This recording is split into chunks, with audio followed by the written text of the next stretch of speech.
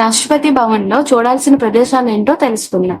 First the ముఖ్యంగా మనం చూడవలసింది రాష్ట్రపతి భవన్.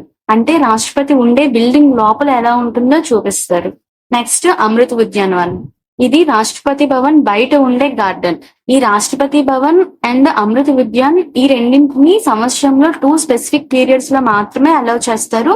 అది August 16th to September 14th వరకు మనం విజిట్ చేయడానికి అవైలబుల్ గా ఉంటుంది.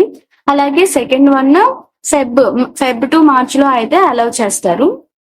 ఇంకా థర్డ్ వన్ ఏంటంటే రాష్ట్రపతి భవన్ మ్యూజియం. ఇందులో 1947 నుండి మన రాష్ట్రపతులు వాడిన వస్తువులు, వాళ్ళకి ఇచ్చిన అవార్డ్స్, బహుమతులు ఎగ్జిబిషన్ గా అయితే ఉంచుతారు. అమృత ఉద్యానవనం అలాగే మ్యూజియం ఈ రెండు కూడా మనకి morning 10 AM to evening 5 PM వరకు అయితే ఎంట్రీ అనేది ఉంటుంది. Fourth one change of gourd.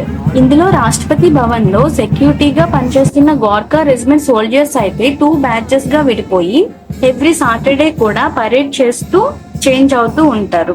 ఇంకా ఫుల్ డీటెయిల్స్ అనేవి లాంగ్ వీడియోలో అయితే అప్లోడ్ చేస్తాను. Thanks for watching.